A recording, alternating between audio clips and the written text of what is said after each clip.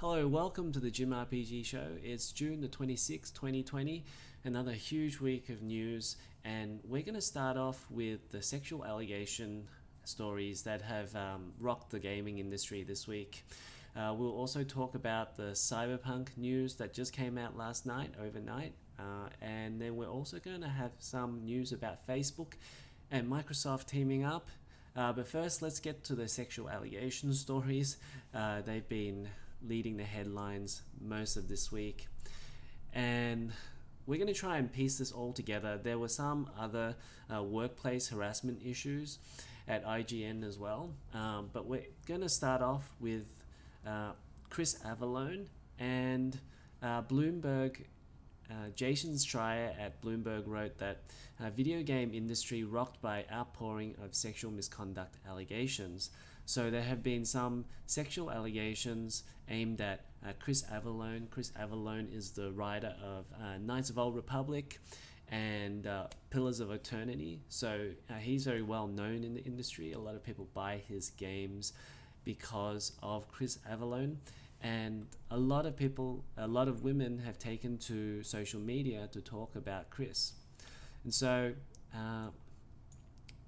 Jason writes, dozens of women took to social media over the past few days to outline explosive allegations against prominent men in the world of video gaming and streaming, setting the stage for what could be the beginning of a Me Too reckoning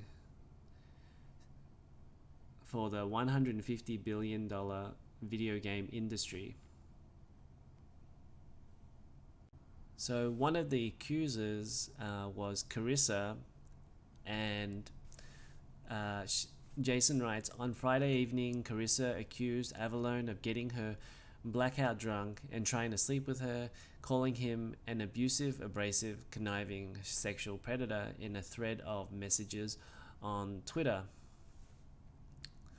And another woman also came forward, Christy Diener, a video game designer, says she and Avellone had been friendly for years.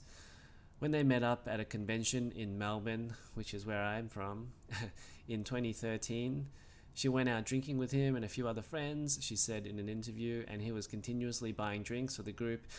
At every event we went to, he'd just put the company card down and buy everybody drinks.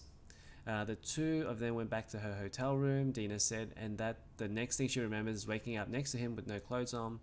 I remember going back to the room, but then I don't remember much of what happened in the room at all, she said, and then just waking up in the morning and said, oh, we didn't do anything, but of course my clothes were off. So basically, Chris Avellone, he buys women drinks, he gets them stupid drunk, and then we don't know what happened after that. Obviously, fearing the worst, the women could have been sexually assaulted. Now, Carissa's original post, while we're at it, here's another man to add to the gaming industry predator garbage pile.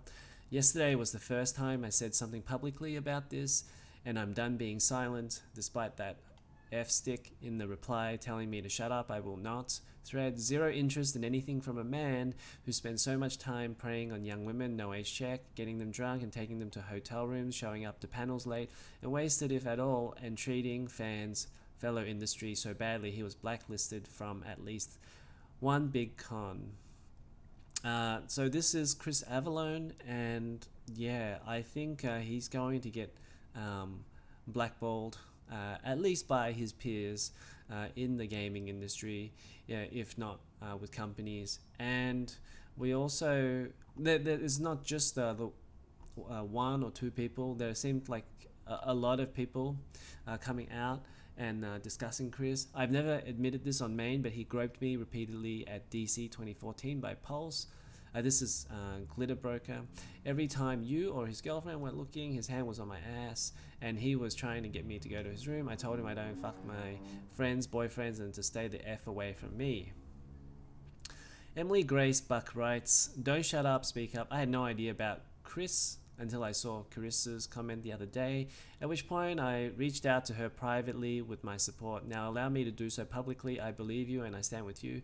Also, Chris left the Waylanders this past week. So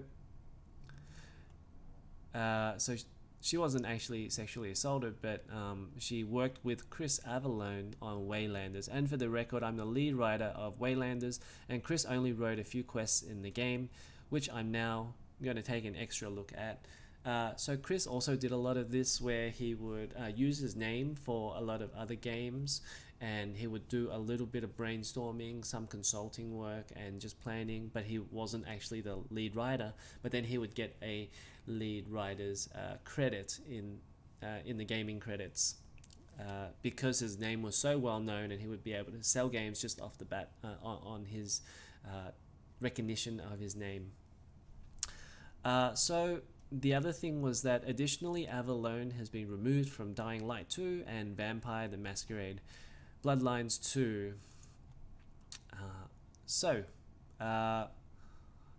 That wasn't all.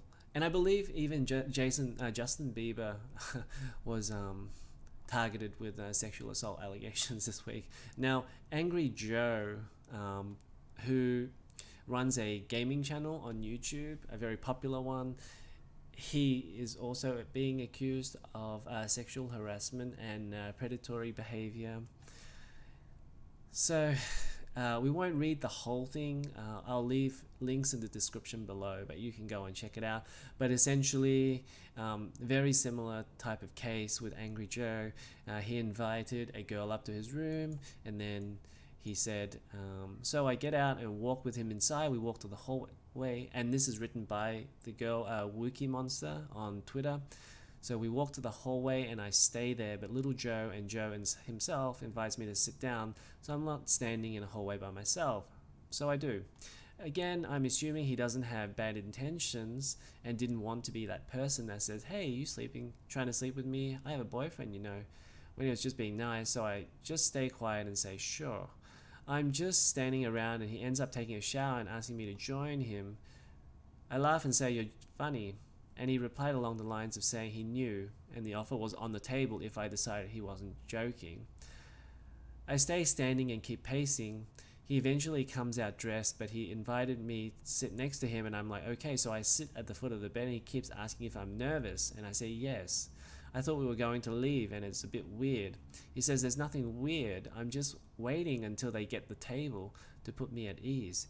He starts asking me about how I started streaming and just small talk, and then starts showing me pictures of his car and other things, but he does so in a way where I have to get close enough that I'm pretty much next to him on the bed. He then said, say cheese, and snapped a picture of me and next to him on the bed, and I laughed nervously but asked if we could go.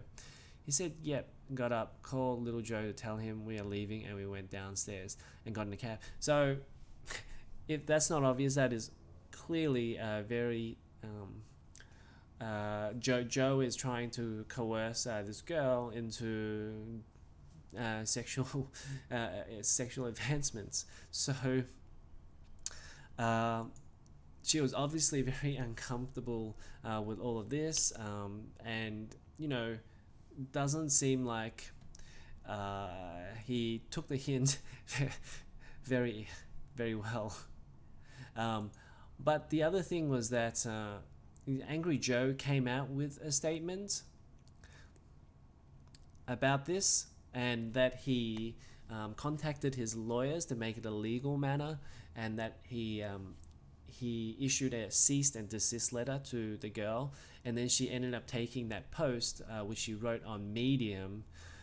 So now that's been taken down because of this legal action that if you don't take this down, then I'm gonna have to take it further in court with you.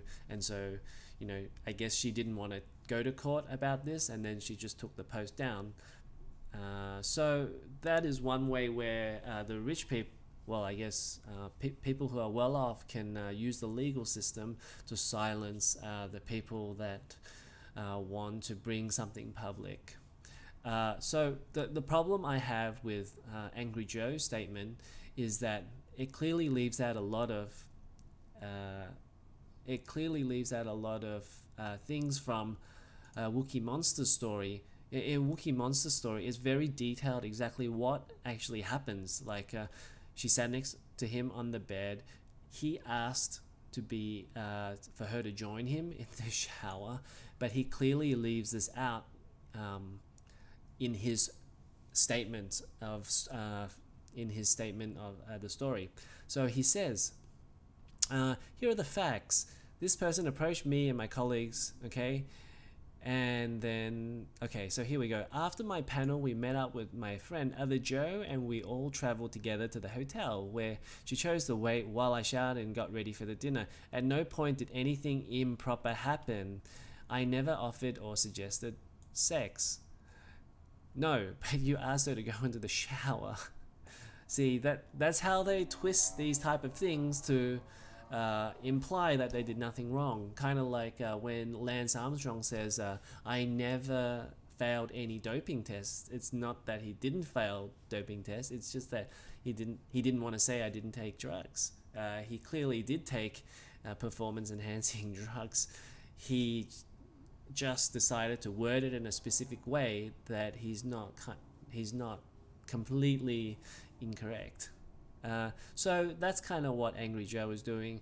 If he really wanted to, he would have completely denied saying any of those things or doing the things, but he never actually denied it, which that kind of rings alarm bells for me personally.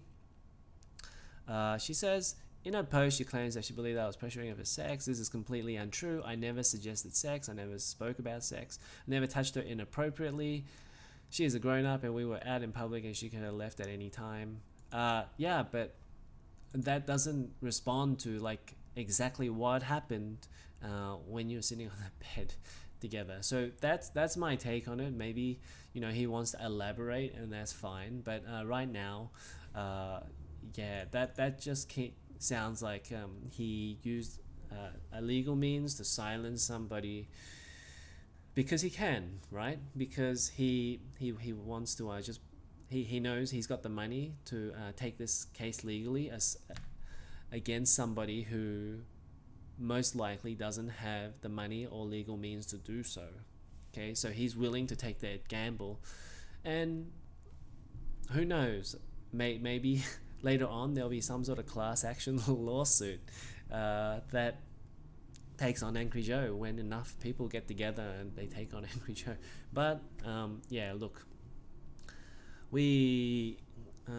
that's how it is at this stage. One person came forward against Angry Joe and basically silenced through a very simple cease and desist letter from a legal means from a lawyer. Now, those are the sexual allegations, but we also have some workplace harassment issues. This one came from IGN. So IGN was in the thick of all of this. So Kallie Plagge, she also wanted to come out with some issues that she had with IGN while she was working there. So I'll just read it from her Twitter. So Kallie writes, I wasn't going to say anything because I'm afraid, but F it. It took me years to recover from the abuse I endured at IGN. I posted about just one incident, but working under Steve Butts and Tal Blevins was an unparalleled experience in being bullied and belittled. Tal was my boss for a while and was horrible to me. He'd yell at me for being away from my desk for any reason. One day I broke down crying at my desk because I could never take a lunch break, and Sam, who is lovely, told me I could get lunch and it would be okay. I came back after half an hour to 3 emails from Tal demanding to know where I was and why I'd left my desk at lunchtime. My friends had to start getting me lunch because I couldn't leave. When Tal was let go, I was ecstatic. I thought my life would finally get better. But then Steve became my boss. It was even worse. Steve regularly humiliated people like me and Chloe and Eric in front of others. He tried to make me gather everyone for the morning stand-up because he knew it'd make me anxious. He'd swear at me when something was wrong. Steve told me that if I really wanted to be an editor one day, I'd have to do a lot more editorial work to prove myself. I worked constantly doing editorial work at home and my promotions job during the day.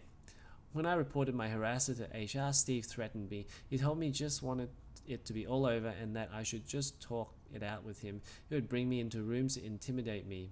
I continued to do editorial work. I did an editor's worth of reviews in 2016. I did Anime Club. I worked and worked and worked, and Steve continued to taunt and bully and yell at me, and then offer hugs and apologies later, of course. When I got the offer from GameSpot, I asked Steve if I had any hope of being on editorial after all the work I'd done. He said I would never become an editor at IGN, and now I'm the reviews editor at GameSpot. I had a lot of panic attacks in the years after I quit, and a lot of more issues believing that I was worthy of my job, and that my colleagues actually liked me. It's a lot better now, but F him and F Tal, and also F that one reaction guy you all love so much. The reaction guy is Per Schneider, the owner of IGN, or the I'm not sure if he's the owner. I guess Rupert Murdoch is the owner. He sold it off to Rupert Murdoch, News Corp. But Per was the original founder of IGN. Anyway, they both work at a consultancy firm now, so maybe don't use it, which is level 74. I want to add, for those who haven't seen others' tweets today, that these men were awful to many, many others besides me. It disgusts me to think of all the pain they caused, and that what you have seen and read today isn't the half of it. There are a lot of little details that I keep remembering, things I saw and things I experienced. Thanks for reading. Just want to add, for those who are unaware, that I worked at IGN for a short time, from April 2015 to December 2016. I have a lot of respect for a lot of people who work there, and it sounds like we all suffered in some way back then. Please don't take it out on them. The last thing I want to stress is that this conversation began with men sharing stories of how Steve, Tal, and also Casey Lynch sexually harassed them. I just wanted to share this to help solidify that they were all abusive and to raise awareness about their business. So I need to follow up with the people that Tal sexually harassed. So there's probably more in this, but this is what I've got for the time being. But yeah, Kallie is reporting that there was some significant workplace harassment issues at IGN, and honestly, with the way that IGN dominated the scene back then, I'm not surprised at all to see this happening. The people involved with IGN clearly was a very interconnected group of people. Even Jeremy Parish said that this was the ruling class. The people that were originally at IGN, we're talking like Per Schneider, and we don't know who is, I guess, who are the good guys and who are the bad guys who are doing the harassment. But the people right at the start, like Douglas Perry and Matt Casamessina and Fran Mirabella, these guys were all a very tight club. Hillary Goldstein, and essentially entire IGN was all boys. It was a big boys club, and it's not surprising that this boys club kind of had this mentality that is cruel to their work colleagues. Now, Mitch Dyer, who also worked at IGN, he also talked about the workplace harassment from Tal Blevins and Steve Butts. So he writes, "Solidarity with my IGN co-workers who endured emotional terror from Tal Blevins and Steve Butts. In my time from 2012 to 2016, I felt taken advantage of, exploited and manipulated, and afraid for my job at nearly every turn. And I was one of the lucky ones working for them. When Tal wanted something done or didn't agree with something I said, which happened often, as the IGN employees were mostly amazing people pushing them to do better, he would CC Steve to intimidate me into following through with his request. These guys stayed at 3,000 Airbnbs while employees shared rooms in roach hotels. When we pushed to have our own rooms, which I'm pretty sure they legally had to oblige, they told us to deal with it because the company didn't have the money. BS. In 2014, I was halfway through my work permit timeline and opened conversations with Steve about renewing it in 2016. For 2 years, I was uncertain if I would have a job or be allowed to stay in the country because I never got a positive answer. Steve Butts and Tal Blevins reprimanded staff for standing up for friends. They created a culture of fear among the best people I have ever known. We only had each other. None of us knew what to do to feel better about facing these guys every day. Yeah, really, it sounds like it was Steve Butts for Tal Blevins versus the rest of the staff at IGN. Yeah, so this is the big one. When I reported on Amy leaving Naughty Dog, Steve Butts and Tal Blevins forced gossip into the story. They heard it was a hostile takeover. We didn't want to publish it, so we, being Mitch and some other colleagues, I tried to take my name off the story. They would not allow me to do so. So Steve wanted to write some gossip into that seemed like it was not true into Mitch's story, but Mitch didn't want to actually put his name on it. So they forced an unproven claim onto IGN.com with my name on it against my will to protect their relationship with Sony. When Sony justifiably condemned our story, Steve and Tal were silent. They never went to bat for me for a second. To Neil Druckmann and Bruce Straley, who were caught in the crossfire of IGN's hostile, toxic leadership, I'm so sorry. I am responsible for the anger, disgust, and disappointment you lived with then, and I'll never forgive myself for buckling beneath these manipulative monsters. These are the guys who would later publish a story on IGN.com stating The Last Guardian is cancelled. When we confronted them about publishing an unsubstantiated story without consulting the news team, they said, "You should have chased this." When I pushed for a promotion, I was told to, "Not until you say yes more." They wanted someone to agree with their wretched decision-making and horrible leadership practices. I got a cost of living raise every year and nothing more. Nothing was ever enough to earn you anything. Steve Butts and Tal Blevins are responsible for creating an unsafe and toxic work environment that torpedoed my mental health. It was much worse for many more. I hope these two never have a voice in games again. Never hire their consultancy firm. It's called Level 74. The end. I'm over a lot of this, but I think about it a lot many years later. I think about my friends who experienced worse and what I should have done to help them. Career be damned. Listen to the stories you're hearing. Ejecting shitheads is the only way we fix this. Let me actually end on IGN fucking rules. I adore those people in that place, and my friends there are so much happier now than they were when I was there. Progress has been made as they rooted out the rot inside. Change is possible. Never let these guys win. Alright. That's a lot to take in, and you know, slowly they're getting rid of these original guys. All the guys that I mentioned before pretty much have left already, so I don't actually, maybe Per Schneider might be the only guy who's still there. So, and also, you know, that is really, really interesting about how this story over Naughty Dog, that Tal and Steve wanted them to include Naughty Dog, wanted them to write gossip about Naughty Dog. That wasn't actually true in the end. Now, Naughty Dog, Neil Druckmann and Bruce, I don't think Bruce is still at Naughty Dog, but yeah, you know, they could potentially hurt IGN going forward, right? Not giving them access to video games. Can you imagine?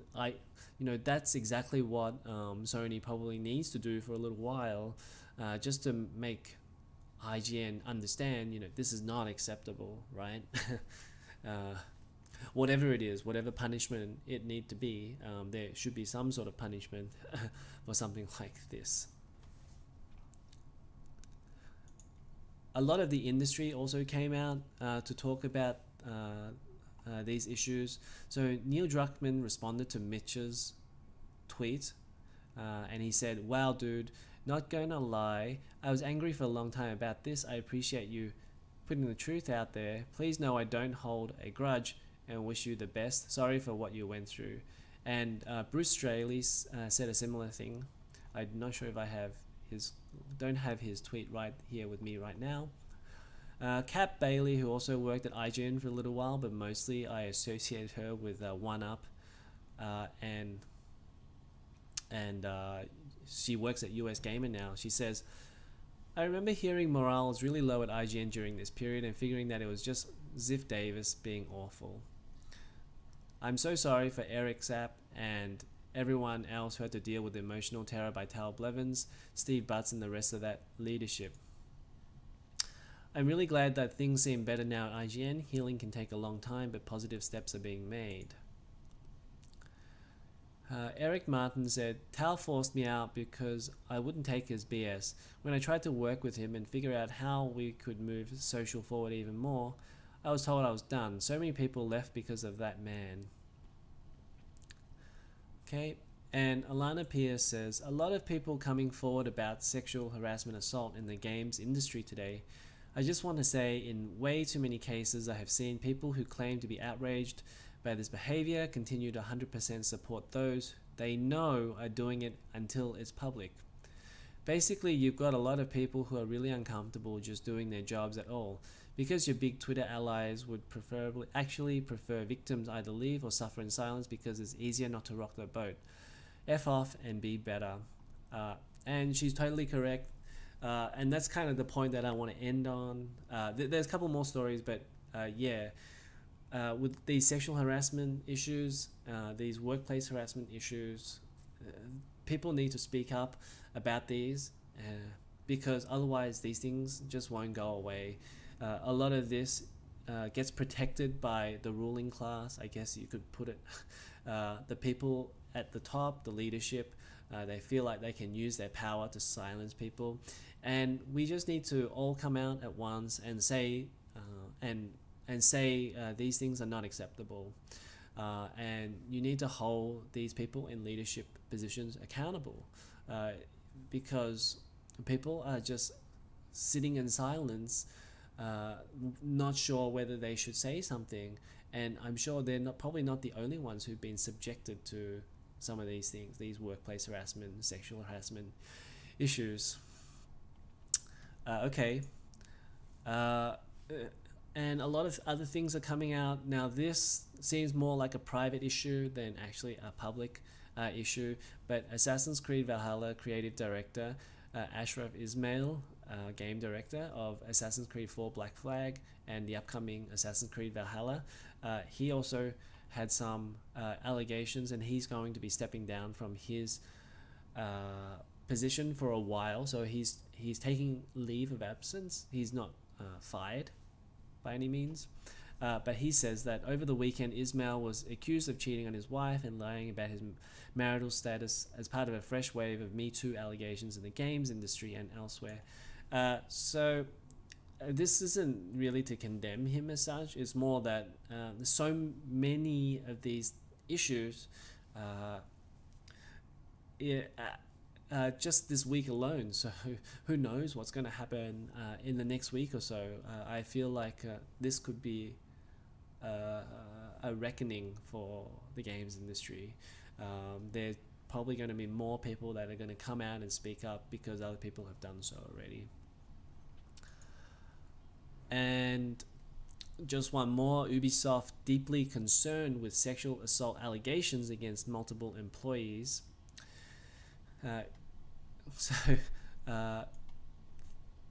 That's PR speak, deeply concerned. But apparently the company's product and brand marketing manager, Adrian Gabini, has been accused of sexual harassment and assault by a number of women, while as associate public relations director Stone Chin has also been called out for predatory behaviour, including incidents reported nearly a decade ago. So again, he invited me to Gamescom 2017, and once we were there, he was publicly neutral towards me. We had sex. Immediately after Gamescom, he went cold and dropped me, made me feel insane for thinking we could be more. He used me for sex. I was an easy get. That was another account, but there was something else about here. It's taken So there is it's a rape accusation this time. It's very serious. Regarding the rape accusation, they claim Gabini asked them to meet him and some friends in a hotel lobby ahead of a PAX industry party. Gabini, however, arrived alone and asked if they wanted to head to his friend's room, where the rest of the group was apparently waiting. After brushing aside a feeling of panic and following Gabini to the room, they saw there was no one else in the room, and she says that he forced himself on her. So this is a full-on rape accusation. So this could definitely lead to a criminal charge. So when they say deeply concerned, maybe it just added 5 or 6 more deeplies in front of deeply concerned. Whew, okay. So I guess the moral of the story is speak up about this type of stuff. This stuff is not okay. What else can we say except guys, stop being stupid. Do not do these type of things. These things are not okay. So we're going to talk about Cyberpunk now. Now Cyberpunk, they had a event last night, which I stayed up for at 12 o'clock. And it was called the Night City Wire. And this is something regularly that they're going to do. They said every few weeks, so we don't know if it's every few weeks or every monthly. But last night was the first episode. And the first thing that they showed off was the trailer. And so actually, and also you can watch the entire episode on their YouTube page, and I'll leave a link to that in the description below. But I'll play the official trailer now so we can talk a little bit more about it. I love this town. The city of endless opportunity. Ready to get your cherry popped? Yeah, come on! City like any other, just bigger. Nah, mano, not just any other city. Legends are born here.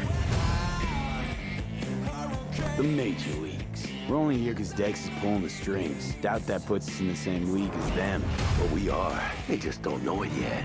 But if you got the cojones and you know how to use them, you can do damn near anything. Unless you catch a bullet. Even then, you go out with a bang, right? You know, you can make heaps more eddies as a motivational speaker. Yo, Mr. V, a pleasure. So what's the gig, Dex? You meant to come out in one piece? How about we go over the plan?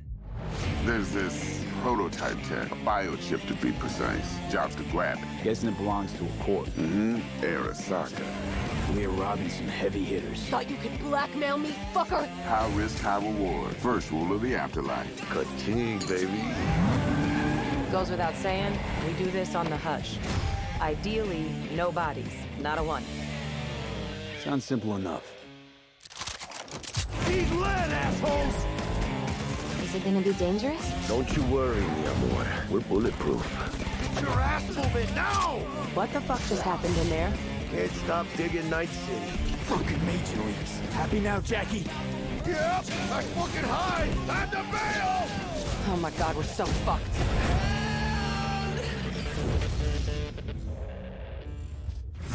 Dix, what the fuck? Can't risk it, V. And you, who are you?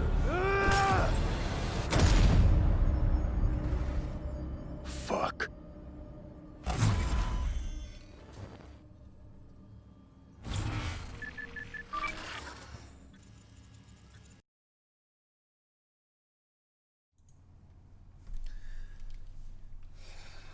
Okay. Yeah, Cyberpunk 2077. I don't think any game is going to be able to compete with Cyberpunk 2077. Obviously, The Last of Us 2 was just released, and there are a lot of amazing reviews for that. And just on The Last of Us 2, I still haven't decided whether I want to play it or not. I think I will probably wait. I don't feel like 30 hours of non-stop violence right about now, and I'm playing The Witcher 3 right now. So I'm The Witcher 3, the DLCs for The Witcher 3. I already finished the main game anyway a long time ago. Now I'm trying to get back into The Witcher 3 and just finishing off those DLC in time to get myself ready for Cyberpunk 2077. And what I've really noticed is, wow, the writing with CD Projekt Red is just simply amazing. So if they can bring that type of writing and storyline into Cyberpunk 2077, then I think this game will do even better than The Witcher 3. And basically with the trailer, all I really wanted to say was it kind of just gives everybody what the game looks like, and the game looks stunning. This game is going to be the best looking game for PS4 and third-party game, because I think it's pretty hard pressed to beat a first-party game, but it'll definitely be the best third-party game on PS4 and Xbox One. And honestly, the only way to really play this is to play it on PC, where you can just crank everything up with the right hardware, of course. One thing is that I think it doesn't make a whole lot of sense when it says right here that they say it plays great also on Xbox Series X and PS5, the next generation consoles, because I think there should be some way of them to, because it's still in development, to develop it so that you should be able to have some sort of very similar to the PS4, Xbox One version for the Xbox Series X and PS5. Because let's say you are still buying your console, your next generation console, in a department store, and you don't see the Cyberpunk 2077 box for PS5 or Xbox Series X, you may not, people don't know that the PS4 version will work on the PS5. There may be some sort of like sticker on it, but it's not as simple as a box with PS5 on it.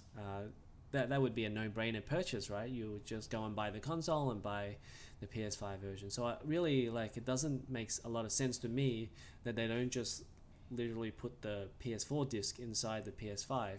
That makes the most sense to me, I think. And I don't know why they haven't actually announced that or decided to do that. Maybe that has to do with a publishing issue with Sony or Microsoft, but honestly, Microsoft and Sony should do something about that. Now, with Xbox Series X, that's just going to work automatically anyway, I feel, because that will just take advantage of the resolution bump and the frame rate with Xbox One. Xbox Series X. On the PS5 it's a little bit different because they have like a PlayStation 4 and Pro legacy mode, so it could end up running in a PS4 without the resolution and frame rate bump.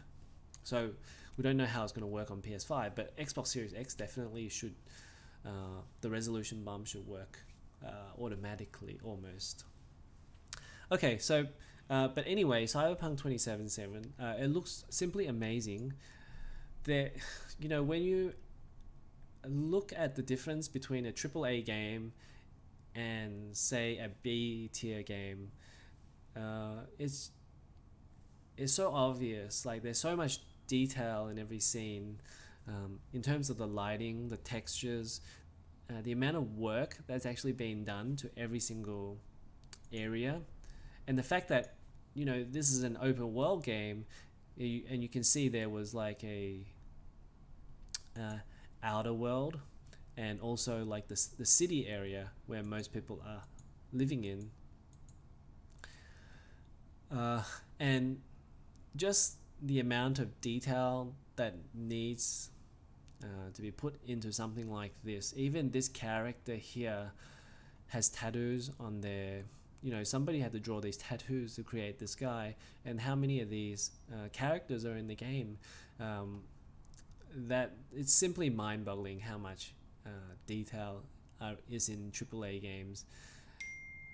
And I guess that's the fun thing, that what people like about AAA is that you simply end up seeing so much more. The amount of detail is just simply exponential. But overall, yeah, look, I think this game, people are just going to buy this game regardless whether they like the genre or not.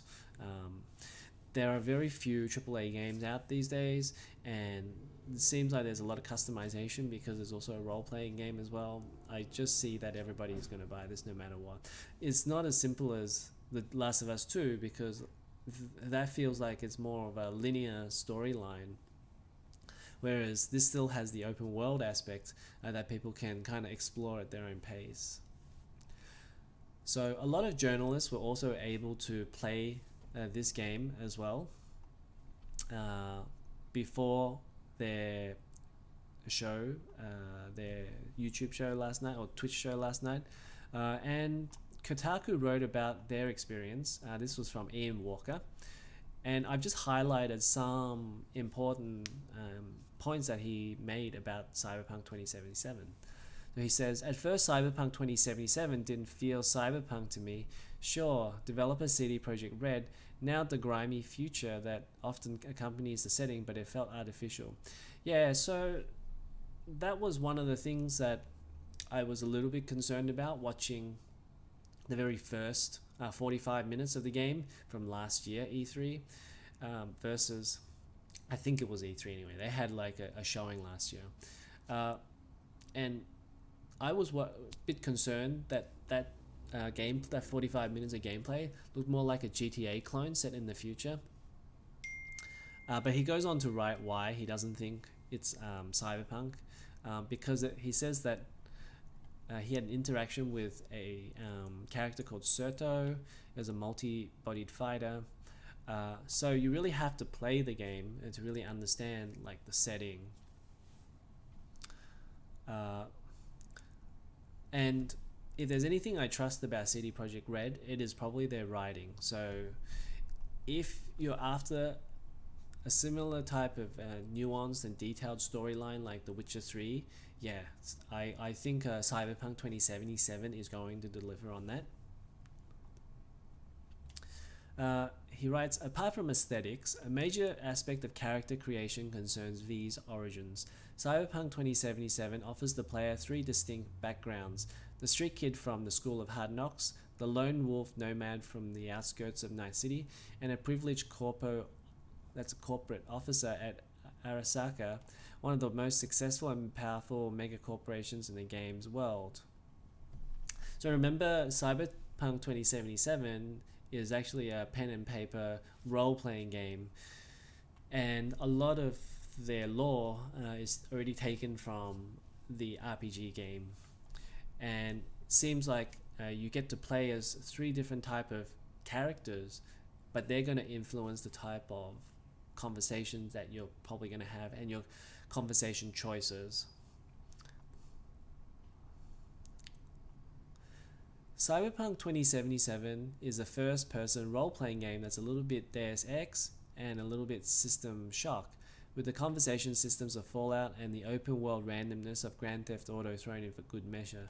So clearly, that's a bit of a box quote there. But yeah, if that gives you an idea of what the game is kind of going to be like. It's going to be a bit of Deus Ex and Grand Theft Auto. It says V's abilities are determined by a set of 5 stats: body, intelligence, reflexes, tech, and cool. And that there are no classes in Cyberpunk 2077, and you're free to create V any way you want.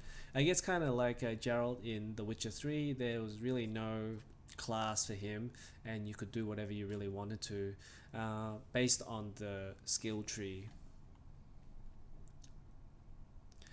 Okay, so here is where he starts to be a little bit more critical about the game, I think. So he says that Cyberpunk 2077 combat is composed of 4 distinct elements: guns, melee, stealth, and hacking.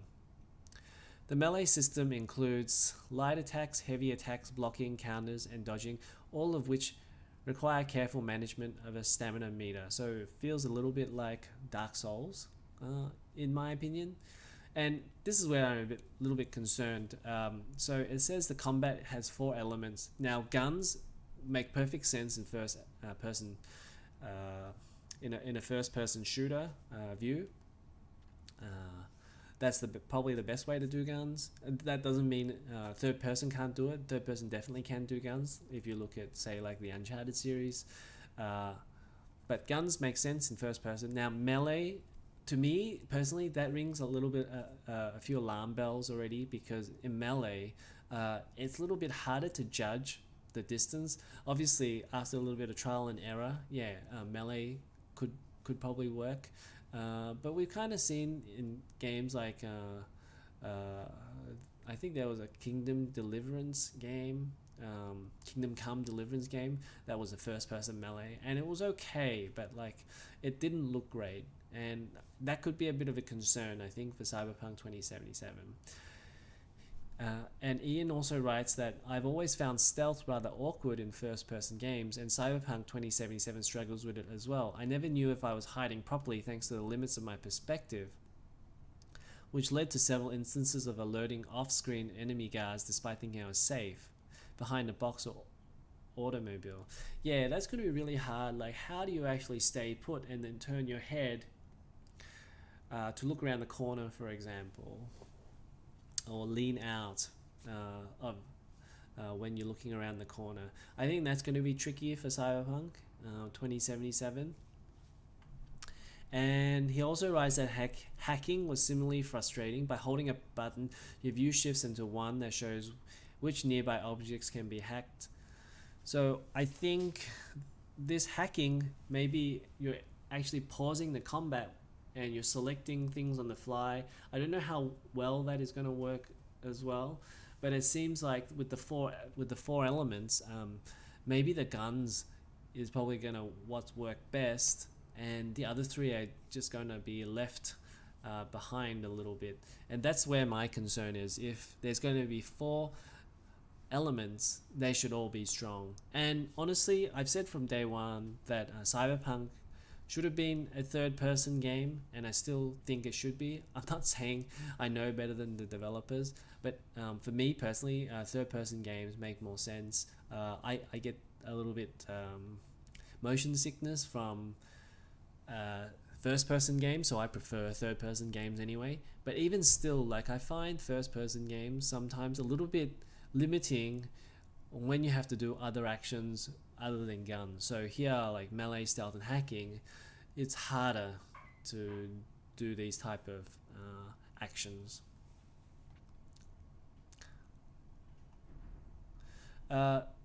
One of the things that they showed off in the Night City Wire episode was brain dances. Now this is kind of like in The Witcher 3, they had the Witcher sensors where you scan the environment looking for clues, and basically this is what brain dances is, except it's the next level of the same concept.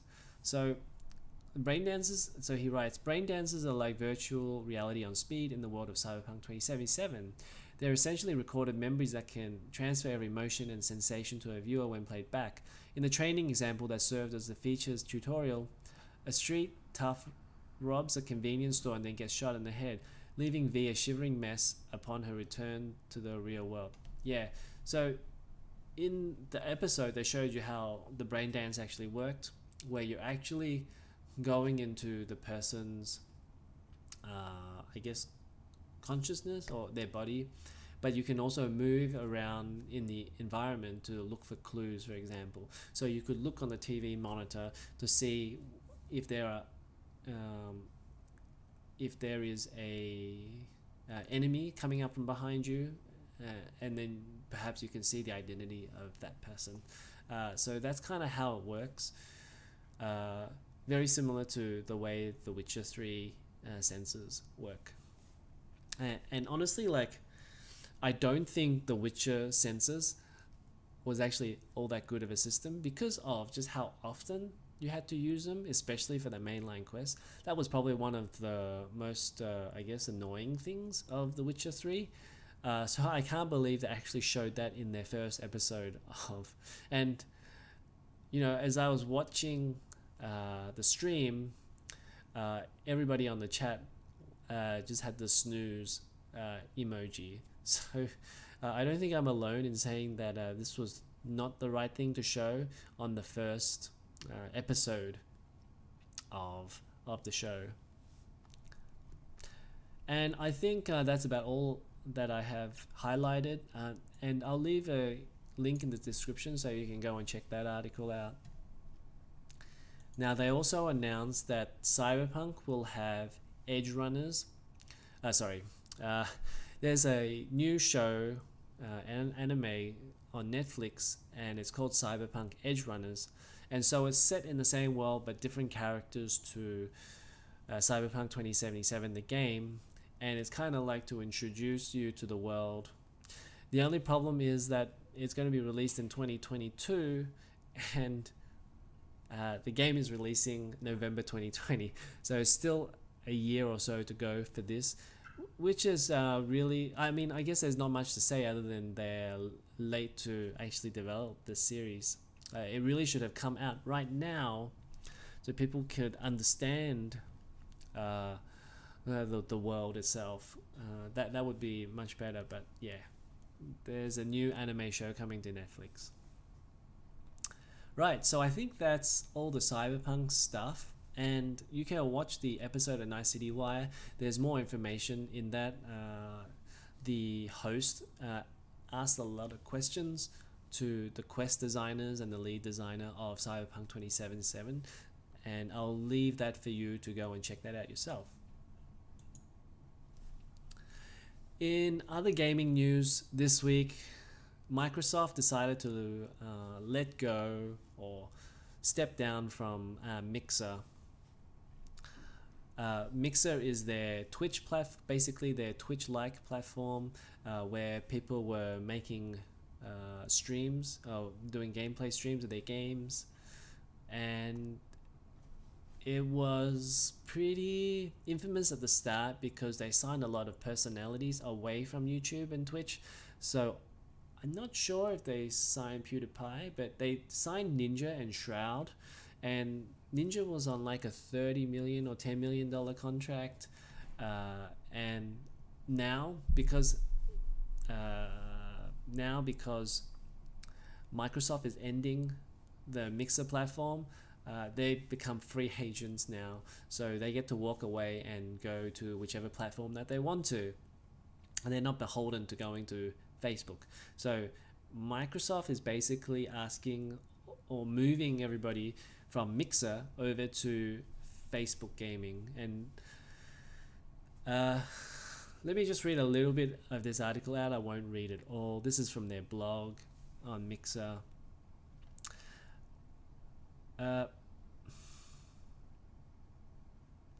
So they write, ultimately the success of partners and streamers on Mixer is dependent on our ability to scale the platform for them as quickly and broadly as possible. It became clear that the time needed to grow our own live streaming community to scale was out of measure with the vision and experiences that Microsoft and Xbox want to deliver for gamers now. So we've decided to close the operations side of Mixer and help the community transition to a new platform. To better serve our community's needs, we're teaming up with Facebook to enable the Mixer community to transition to Facebook gaming. This is a key part of a broader effort to Xbox and Facebook gaming are embarking on bringing new experiences and opportunities to the entire world of gaming.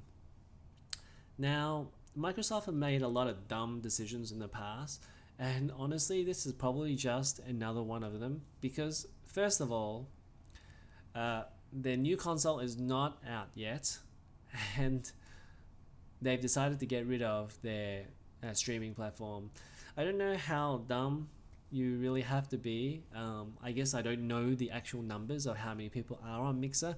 It must be so bad that they had to get rid of it straight away. But this kind of shows you a lot of the time, like Microsoft aren't always the best in terms of long-term strategy. They seem like they react a lot to other successful strategies. Like if something has happened, then they're going to go and do it too. Look at what happened with Kinect, Xbox Kinect. With the Wii, motion gaming was in, so Kinect went and, Microsoft went and decided to spend a lot of money on making a Kinect system, a camera system, and then nobody ended up wanting to play any more motion games. and that kind of buried the Xbox One, because Xbox One got bundled with the Kinect system. And the same thing with Mixer. Now Mixer, they announced this more or less last year, I believe. At least the personalities that came on board, Ninja and Shroud, they came on board in July last year. So for them to be let go within like 10-11 months speaks to the fact that there's just literally no long-term strategy at all at Microsoft. They kind of expect things to blow up and then be successful, and then they follow through with it. Now, one thing I do give them credit for is their Surface laptops, which they do quite well in, which surprisingly have stuck around. But it seems like everything else, like their Zune, their Windows Phone, they just seem to let go of them so very quickly. And it really boggles the mind, because they really needed to spend at least 3 or 4 years on this. Now, I believe the main reason that they're getting rid of Mixer is they're really choosing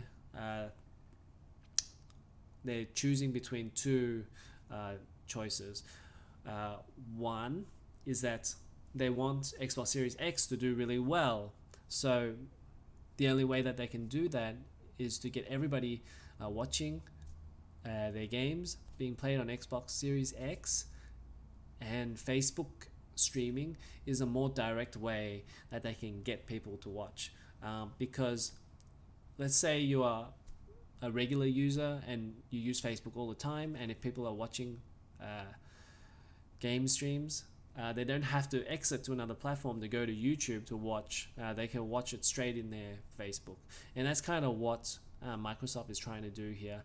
They're trying to get a more direct more direct method of getting people to watch their Xbox Series X games. So if people on Facebook, they watch the game and they go, hey, what are you playing on? And then the streamer will say, well, I'm playing on Xbox Series X.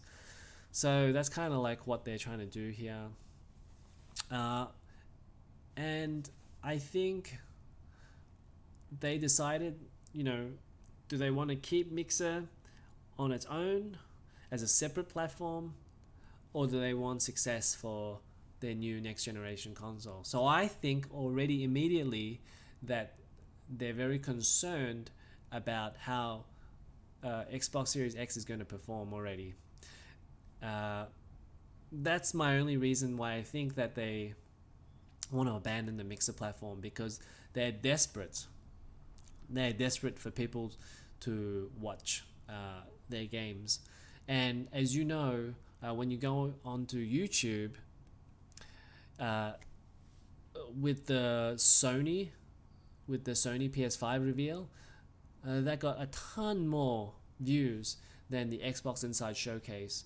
Even the Unreal Engine video got 10 times more views. The Unreal Engine video from PS5 got 10 times more views than the Inside Xbox Showcase, which is kind of astounding, really.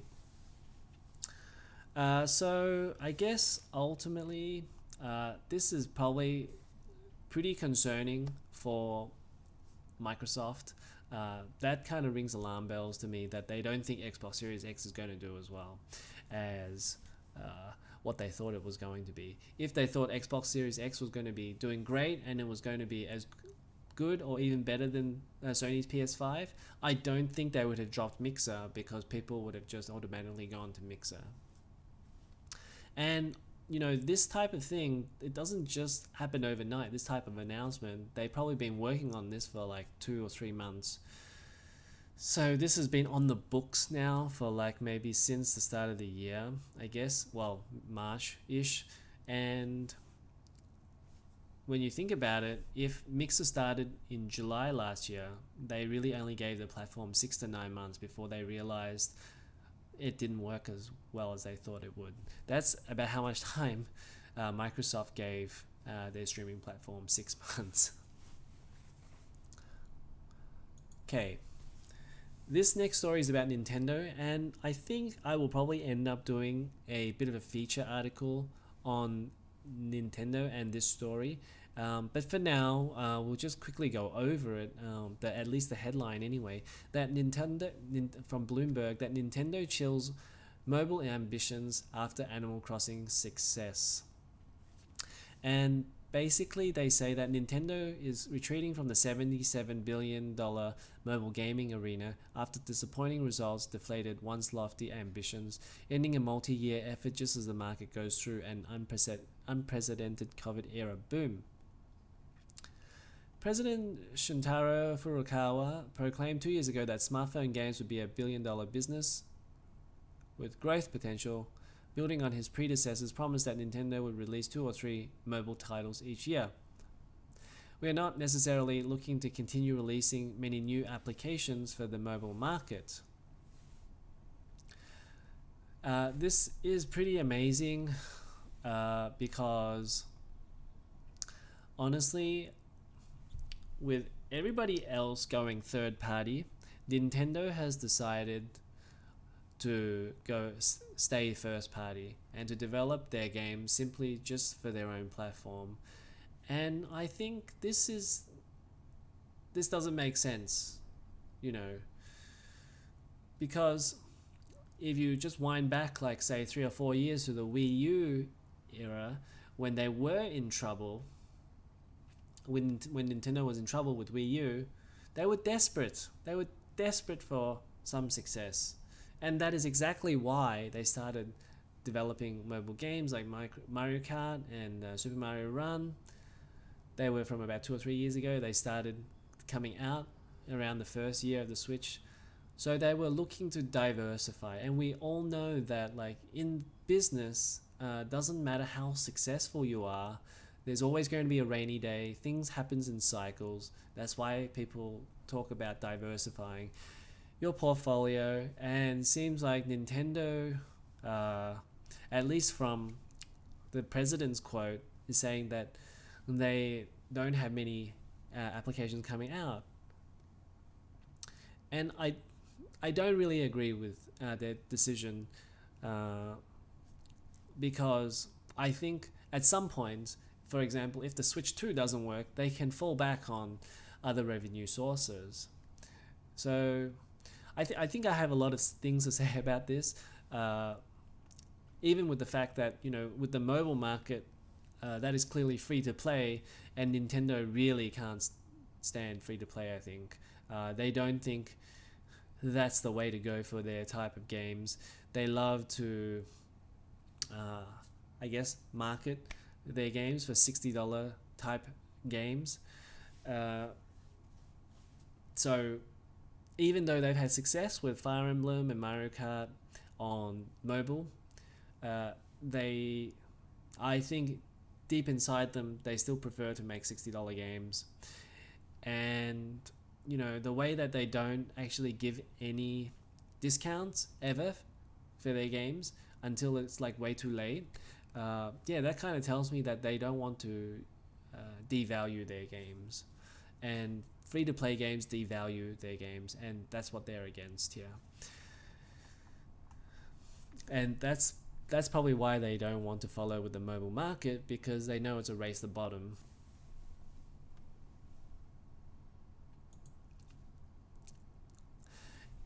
Just a quick story about Epic Games. And Epic Games recently had 3 or 4 games that they were giving away. They were pretty significant games: Grand Theft Auto 5, Ark Survival Evolved, Civilization 6, and Borderlands: The Handsome Collection. And also note that Fortnite is also on Epic Games Store, one of the most played games in the world right now. They already have 61 million monthly active users. I wonder how they actually get to active, and how often you have to play to be active, because there are a lot of people that go on the store and maybe they add the games, they have a look around in the store, but don't actually end up playing or buying anything. Because, a lot of people already have Grand Theft Auto 5. 130 million people have Grand Theft Auto 5 already. But 61 million, that's a great effort. I think they, that kind of, there's this, period where it's difficult to get people to sign up for a new service. And that's what these free games do. Now they really need to convert that into actually active players that play all the time, and there's going to be a lot of people that play on Steam that don't go on and play on the Epic Games Store, so they need to convert those people. Okay, we're gonna talk about some hardware news now, and NVIDIA, they've come out with their GeForce Game Ready drivers for 451.48, so you can go and download those now. They're game ready for DirectX 12 Ultimate, so they're the DirectX 12 drivers from Microsoft, and they're in this new game ready driver. So just quickly, the new game ready driver provides full support for the new DirectX 12 Ultimate Graphics API. This includes support for DirectX ray tracing version 1.1, as well as support for mesh shaders, sampler feedback, and variable rate shading VRS. Additionally, this driver supports hardware accelerated GPU scheduling when used with the Windows 10 May 2020 update. Now, so you need to go and download the driver first. So if you open up NVIDIA, the GeForce program that you have on your desktop, you open that and then you download the drivers, and then you also need to download the Windows 10 May 2020, or at least make sure that you have that done, and you need to turn it on for the hardware accelerated GPU scheduling. And now it says it will reduce the latency and improve performance. You'll need to restart your PC to have changes take effect. So that's going to get rid of some of the latency, and I guess it will schedule or have some frames ahead of time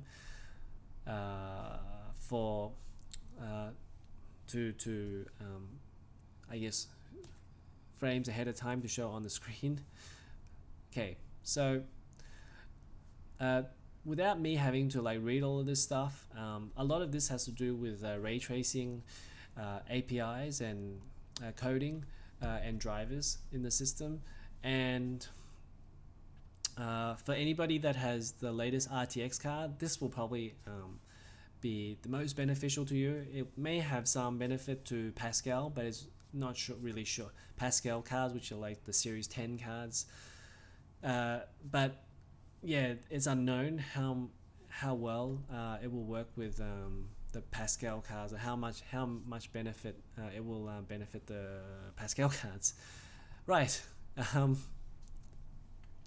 But to understand all of the improvements in this game ready driver, you can watch the latest video from NVIDIA GeForce, and I'll link to that in the description below. They have a good video on all of the features in DirectX 12 Ultimate and why it's good for GeForce RTX cards. And finally, let's talk about the next generation NVIDIA GeForce Ampere cards 30 series. And at first, so there's two articles here, and I'll go to this one to begin with because this actually came out first from Rogame. NVIDIA GeForce RTX 3080 Ti benchmarks in 3D Mark. Now, Rogame said there was this unknown NVIDIA Ampere GPU, which is this one here in orange, and it was 30% better than the RTX 2080 Ti card. So the RTX 2080 Ti stock is 100%. This unknown one is 30%. So he doesn't know which one it is, whether it's a 3080, 3080 Ti, or even like the Titan. And Kat Corgi has 3 cards. She said, she said, there's a second gen NVIDIA Titan, which looks like it's going to have 24 gigabytes of RAM, GeForce RTX 3090, which could also be a 3080 Ti, which is 12 gigabytes, and GeForce RTX 3080, which is 10 gigabytes. And Copite7 Kimi also wrote pretty much the same thing. So there's going to be 3, it looks like there's probably going to be 3 cards, and Rogame isn't sure which one of the 3 cards it's going to be. So, but there is a card that is 30% better than the 2080 Ti, Now the 2080 Ti is about 13.4 teraflops, so this is probably looking like about 16, 17, 18 teraflops, this card. And so if it's going to be one of these three cards, it's looking like, because these are the rumored specifications right now, the 2080 Ti has 4,352 CUDA cores, and the 3080 has about the same number of CUDA cores, 4,352, which is a jump up from the RTX 2080, which is 2,944. So that's a really big jump of CUDA cores. And it's pretty much unlikely that that 30% card is going to be the 3090, because the 3090 will probably have 5,248 CUDA cores, and that is already 30% difference. So if you factor in the 2080 Ti and the 3080 having the same CUDA cores, potentially this could have, say, like maybe a 10 to 15%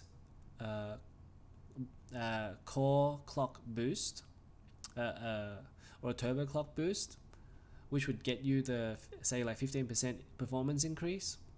And we already know from last week, where I showed off the new fans, or rumored fans, that there looks like there's a new cooling system, that they needed more cooling involved. So that could be one reason why there's more performance in these cards.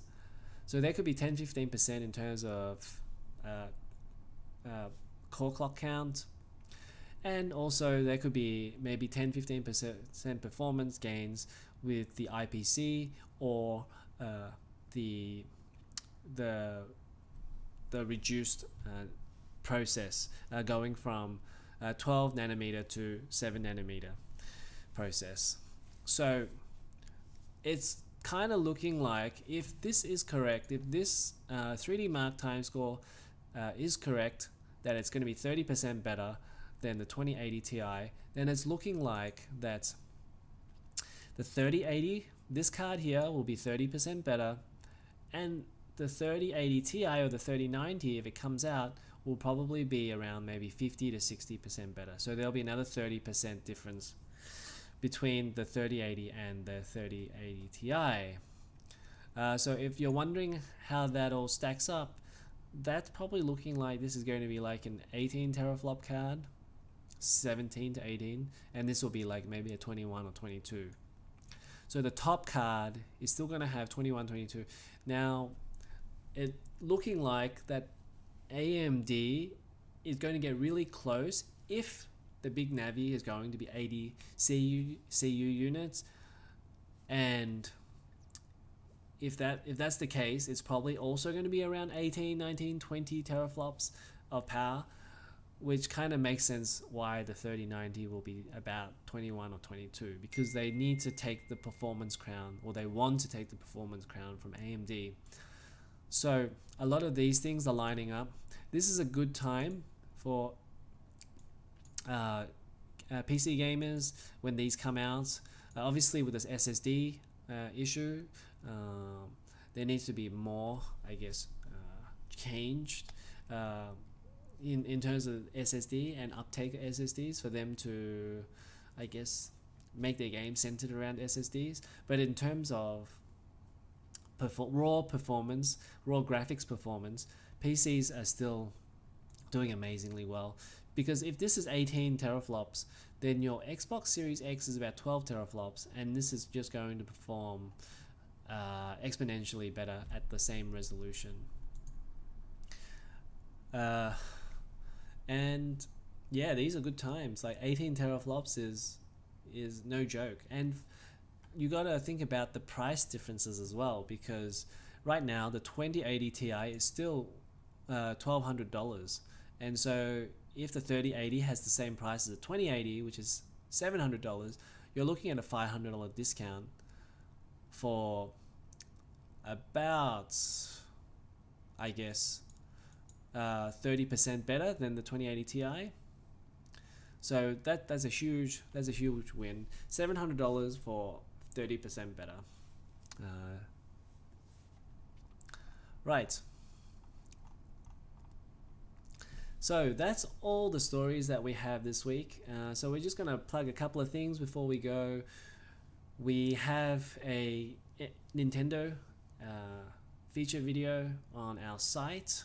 On our channel. So you can go and check that out. It's called The Problems with Nintendo Switch. And in that I talk about what's wrong with the Nintendo Switch and how we can actually fix it for the Nintendo Switch 2. And we'll have the Nintendo Switch 2 video come out next week. I've already finished that, so it will be out probably around Monday.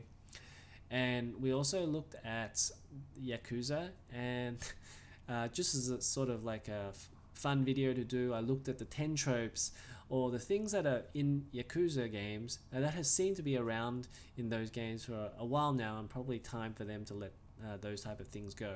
So that's also on our site. That's a fun video to watch, so go and check that out. And next week we'll have our Yakuza Kiwami 2 review, which I've already done as well, and that'll probably come out on Wednesday. But for now, thanks for watching the JimRPG Show again, and we'll see you again next week. Thanks for watching, and see you later.